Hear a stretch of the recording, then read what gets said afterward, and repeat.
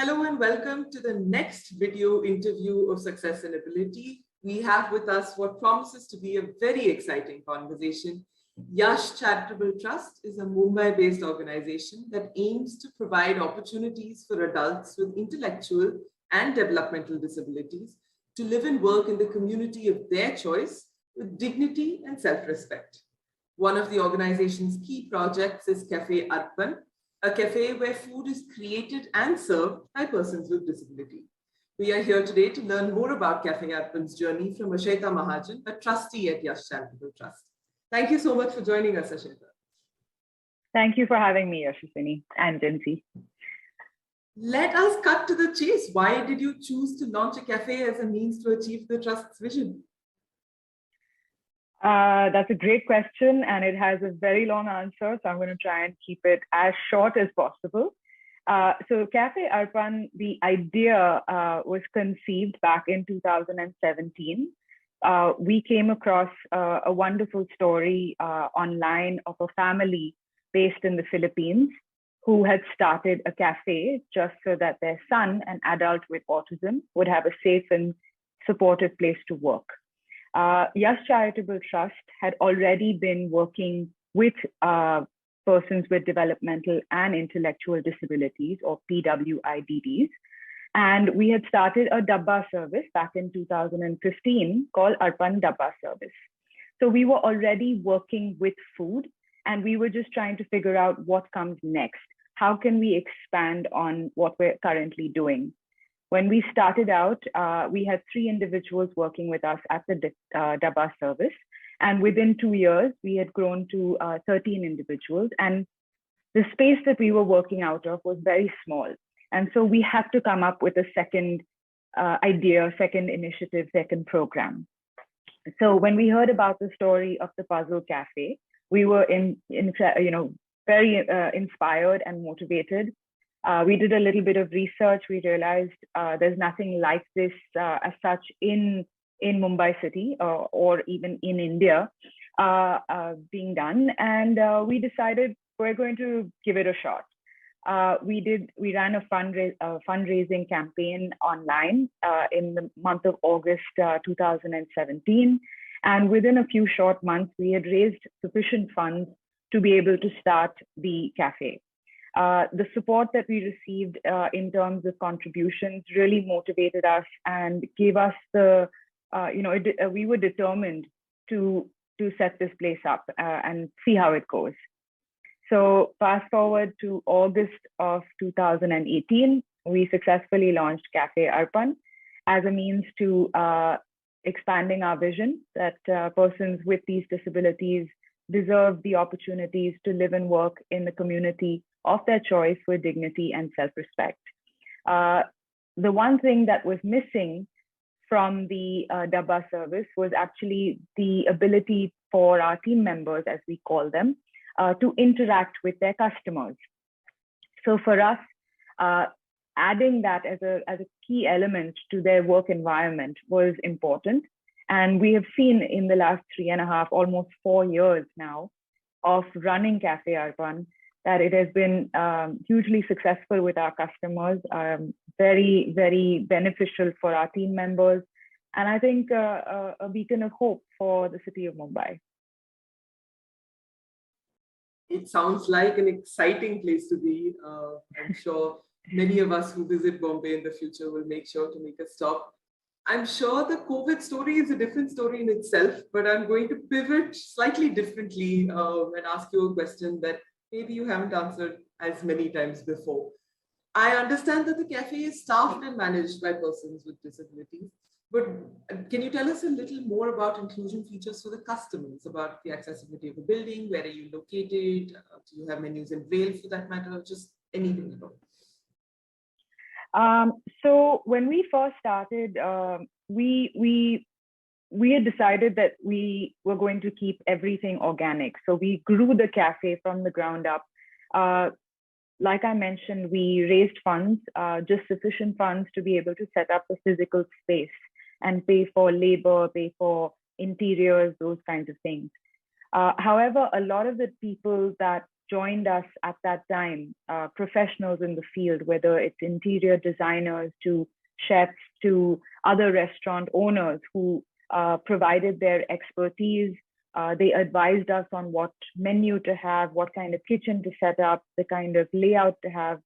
My own, sister-in-law was the interior designer along with her partner.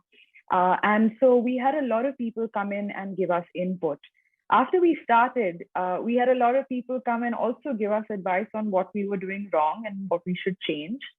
Of course, we picked what was going to work for us. So as much as we want to say that it is all inclusive, we're working on it. At the moment, we do not have a menu in Braille, but we are wheelchair accessible. We are on the ground floor. We are easily accessible and there's a bus stop right outside that's easily connected to a train station. We're easily available, can be found easily on Google Maps. We are available for order on various platforms. Within when you mention inclusion for customers, we also are LGBTQIA friendly. We have a huge pride flag that very proudly flies outside our cafe. And members of this community actually have come up to me and said that we are probably the only one that is doing so in such a big way. I'm guessing maybe they have smaller representation at other places. I don't want to speak for others, but I know that when we decided to have the pride flag put up, it took us a while to find a nice big one.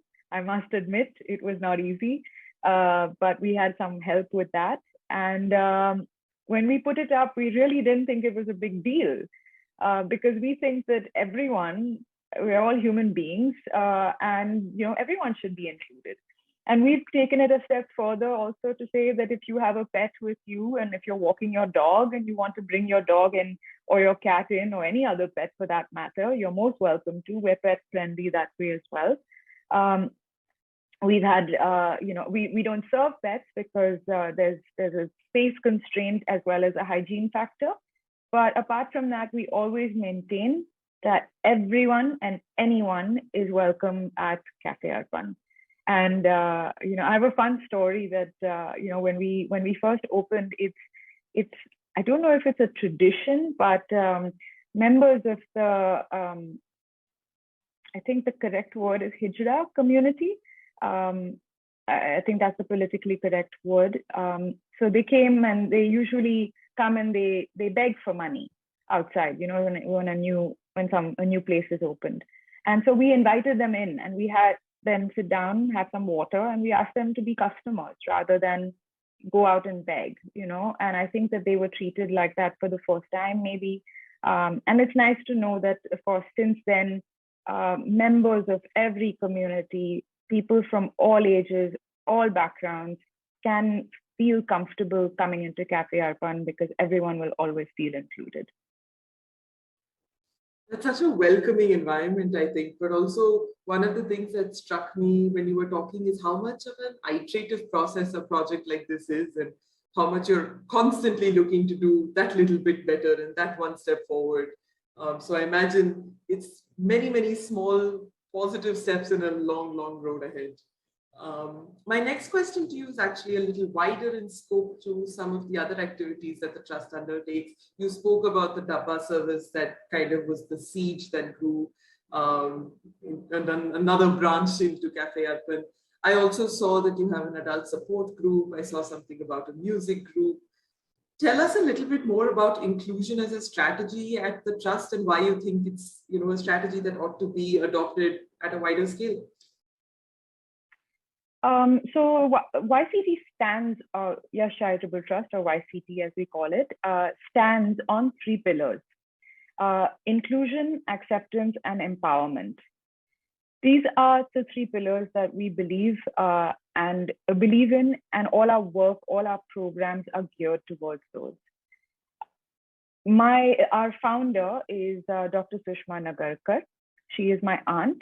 She is also a special educator. She's a psychologist, She has a PhD in autism, and she's also a parent of a young adult with autism. Her name is Aarti. Aarti is my first cousin. Growing up, we were born a few days apart, and so we grew up together. And so including Aarti in every aspect of my life and our family's life was, it was almost taken for granted. We never saw her as somebody else or something else or anyone who needed to be hidden away. We always included Aarti and accepted her for who she is. And Sushma and Aarti lived in the US for many years. And one of the things that was missing was Aarti was not able to really engage on a meaningful way, in a meaningful way on an everyday basis. She used to attend a sheltered workshop over there. And we find that those, though they work for some people, they're also very exclusionary in nature. And we wanted to make sure that all the programs that we run were inclusive, because we have seen for ourselves the benefits that that these individuals have as a result of that inclusion. So when Sushma and Aarti moved back to India, they wanted to, set up an organization that would look at creating inclusive opportunities, creating supported employment opportunities. Because one of the things that we realized was, apart from not being included in society in general, just being able to go to a movie or, get on a plane. These are just, they're examples. I'm not saying that this is a generalization at all. I think things have changed, so that's something to look forward to. There's a lot more acceptance, but the reality is in the job market, individuals with autism or other intellectual disabilities are at the bottom of the barrel. They are the most marginalized and the least likely to be able to find a suitable job, suitable employment for them in the open market. So that was one thing that was missing. That was also one thing that we felt that we needed to do a little differently.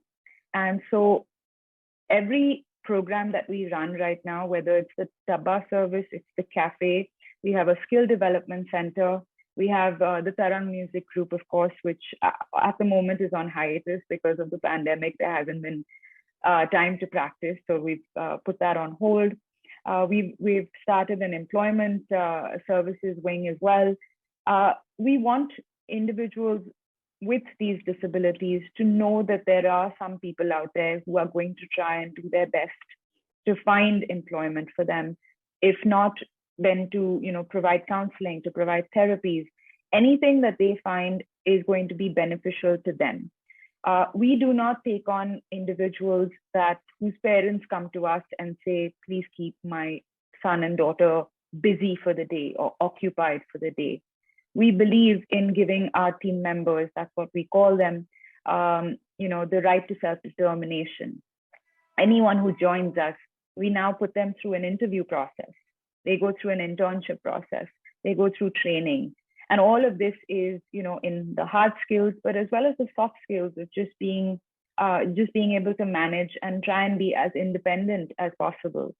So simple things like being able to travel by yourself, or at least communicate to the person who's taking you, whether it be your own driver or whether it be an auto rickshaw driver, being able to buy a ticket, counting money.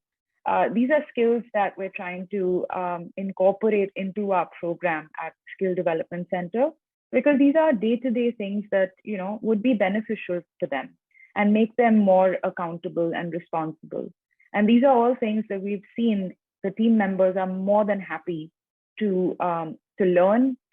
And we've seen them all grow and develop over the course of, depending on how many months or years that they've worked with us. That brings me to the end of my questions for today, Ashaita. Thank you so much. Such exciting work that all of you have going at YCT, both at the cafe and beyond. More power to all of you at the team. And I hope that this is the beginning of many, many, many more stories to be told. Thank you. Thank you so much. Thank you.